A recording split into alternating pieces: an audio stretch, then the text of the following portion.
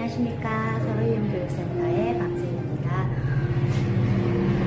요즘 같은 날 나들이 하기도 굉장히 좋은 것 같아요. 그렇죠? 그래서 이제 저도 주말에 나들이 갔다 왔는데 약간 목이 칼칼하면서 감기 기운이 있더라고요. 원래 제가 굉장히 낭랑한 목소리인데 오늘은 조금 목소리가 다운된 점 양해 바랍니다. 자, 우리 오늘 선생님들, 오늘 어르신들하고 어떤 놀이를 할지 궁금하셨죠? 오늘은요, 우리가 일상생활에서 할 수 있는 그런 많은 것들을 저희가 일상생활에서 편하게 사용할 수 있는 걸로 어르신들과 놀이하는 컨셉이긴 한데, 그 중에서도 이게 어르신들만 사는 집에는 좀 많이 없진 하겠지만, 그래도 오늘은 포스트잇으로 한번 어르신들과 활동을 해보도록 하겠습니다. 자, 포스트잇은요, 굉장히 요즘엔 종류도 많죠. 종류도 많고, 크기도 다양하고, 그리고 색감도 굉장히 다양해졌어요. 처음에 저는 이 포스트잇을 가져가면 한 요 정도 크기를 제일 많이 가져가는 것 같습니다. 이렇게 컬러별로 해서 들고 가서 처음에는 거기다가 뭘 적는 거예요. 세탁기면 세탁기, 냉장고, 우리 눈에 보이는 모든 것들을 포스트잇에 적어서 붙입니다. 대신 여기서 하실 거는 어르신들이 직접 붙여야 돼요. 그렇게 해서 이제 붙이고 나면 그 다음에는 내가 붙였던 그 내용들, 우리가 일상생활에서 많이 쓰는 뭐 세탁기, 냉장고, 침대 이런 것들의 이름을 다 붙이셨으면 거기에 우리가 소중히 여기는 이름을 붙여주는 겁니다. 예를 들어서 제가 굉장히 갔을 때 흥미로웠던 어르신 중에 한 분은 냉장고 쓰고 처음에는 냉장고를 이렇게 붙였어요. 그리고 두 번째가 보물상자라고 이름을 써 붙였더라고요. 그래서 내가 왜 어르신 이게 보물상자예요? 라고 여쭤보니까 손주나 자식이 오면은 거기에서 많은 것들을 꺼내서 음식을 해주니까 보물상자 같다라고 말씀을 하시더라고요. 그렇게 해서 냉장고는 보물상자가 다시 되었습니다. 이렇게 어르신들하고 우리가 처음에 붙여놨던 포스트잇이 어르신들에게 주는 의미를 한번 되새길 수 있도록 이름을 한번 붙여보는 겁니다. 그러고 나면 한 30분 정도가 지나갈 거예요. 그러고 나면 조금 더 이제 작은 걸로 이 정도 크기에서 작은 물건들의 포스트잇을 붙이기 시작합니다. 아까는 냉장고나 세탁기, TV처럼 좀 큰 제품이었다면 이제부터는 좀 작은 거, 밥솥 아니면은 저는 사실 연습장 이런 옷 같은 데도 잘 붙이거든요. 사실 옷 같은 것도 잘 떨어져요.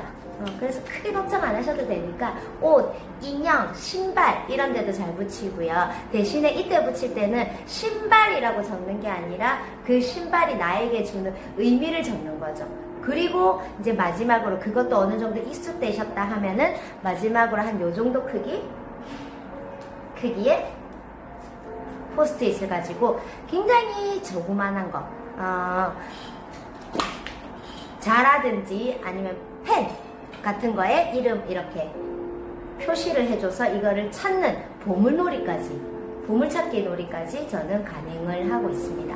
이게 생각외로 처음에는 그거 뭐 어쩌라고 하시는데요. 어른들이 처음에 포스트잇을 봤을 때 컬러도 보이고요. 그리고 이게 포스트잇이 다이소에서 사는 포스트잇이랑 아니면 문구점에서 사는 포스트잇이랑 확실히 냄새가 달라요. 그 냄새도 한번 맡아보시고요. 이거를 포스트잇을 한 장 한 장 뜯는데 굉장히 소근육이 필요하거든요. 처음에는 이렇게도 떼보고 두 번째는 반대팔로도 한번 떼보고 그리고 나서도 어르신들이 이렇게 자그마한 걸로도 잘 놓으시면 인체에 붙여서 팔목 이런 것들을 다 붙여주시는 놀이 하셔도 되고요. 그 다음에는 보통 우리가 이제 저는 심화 과정에서 많이 하는데 옷장을 열어서 옷에다가 이거를 붙여줘요.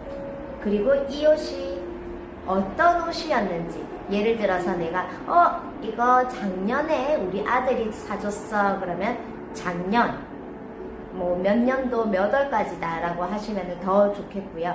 작년, 작은 아들 이렇게 해서 2개를 붙인다던가 아니면 그런 식으로 이제 옷들에 대한 어르신만의 가지고 있는 추억이라던가 회상할 수 있는 그런 놀이로 연계되는 거라서 옷장을 열어서 옷에다가 포스트잇을 붙여주는 거예요. 그렇게 함으로써 어르신들이 그 옷에 대해서 조금 더 다시 한번 추억하고 기분이 좋고, 그리고 이렇게 회상하는 과정에서 내가 회상만 하는 게 아니라 상상하면서 이미지로 그리지 않습니까? 그러면 내 활동에도 굉장히 좋기 때문에 인지 활동에 들어가는 모든 감각들이 깨어날 수 있거든요. 그래서 그런 것들을 잘 하는 편이고, 이 포스트잇 놀이에서 중요한 거는 어르신이 붙여야 돼요. 되게 생각외로 거동이 불편하신 분들은 우리 선생님께서 옆에서 조금 도와주시더라도 이거는 어르신들이 붙여야지 이 놀이가 가지고 있는 능력을 최대한 끌어올릴 수 있거든요. 쉽지 않습니다. 사실 이 포스트잇에 글 쓰는 것도 쉽지 않고요. 이 포스트잇을 떼는 것도 건강한 우리는 쉬운 거고 그거 뭐 어때서 별거 아니잖아 라고 하실 수 있지만 어르신들한테는 쉽지 않아요. 하나하나 정성 들여서 적는 것부터 포스트잇을 떼는 것부터 그래서 포스트잇을 붙이는 그 작업까지 굉장히 다 모든 게 다 같이 이루어져야지 인지활동에 좋은 영역이니까 오늘은 어르신들하고 포스트잇 놀이 한번 해보세요. 예전에 우리 아이들 이렇게 한글 가르칠 때 저도 낱말 카드라 해가지고 굉장히 뭐 이렇게 곳곳에 붙여놨던 게 기억이 나긴 하는데 거기에다가 우리 어르신들의 추억까지 같이 담아보면 훨씬 더 풍요로운 활동이 될 수 있으실 것 같아요. 이게 나는 거동이 힘들어요. 제가 모시고 있는 어르신은 힘듭니다. 일어나지 못하세요. 그러면 앉은 자리에서 어르신이 팔에도 붙여보고 어깨도 붙여보고 코에도 한번 붙여보고 이런 식으로 하시면은 훨씬 더 어르신들한테 좋을 거예요. 그리고 저는 이런 놀이도 많이 해요. 제가 물론 저는 화장을 하기는 하지만 조금 지워지면 나중에 다시 화장 덧칠하면 되거든요. 그러니까 걱정하지 마시고 어르신들하고 저하고 이제 활동을 할 때 저는 물어보죠. 어르신, 제 얼굴 중에 어디가 제일 예쁜 것 같아요? 그러면 대부분의 사람들이 저는 뭐 눈이나 이렇게 할 것 같은데 제 볼이 되게 예쁘다고 많이 해주세요. 생각외로 제 볼이 아직 탱탱하거든요. 그러니까 어르신들 말씀해서 그래서 탱탱해서 이 볼이 되게 좋다라고 하시더라고요. 그러면 볼에는 이 색깔 붙여주고요. 근데 어르신, 저는 제 코가 마음에 안 드는데요. 저는 이 코가 좀 달랐으면 좋겠습니다 라고 해서 코는 또 다른 색깔로, 그래서 코를 어떻게 한번 해볼까요? 올려볼까요? 콧대를 높여볼까요? 이런 식으로 많이 활동도 하고요. 제가 했으면 일단 선생님들이 먼저 해주셔야지 어르신들이 문을 열기가 편하니까 어르신들한테도 한번 여쭤보세요.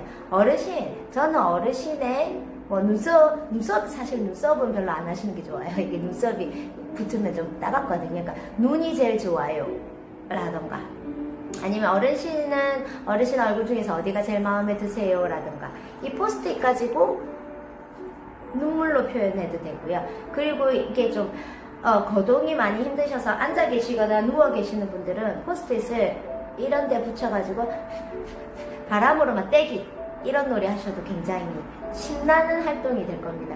사실 이 포스트잇은 얼굴에 붙이면 잘 떨어지거든요.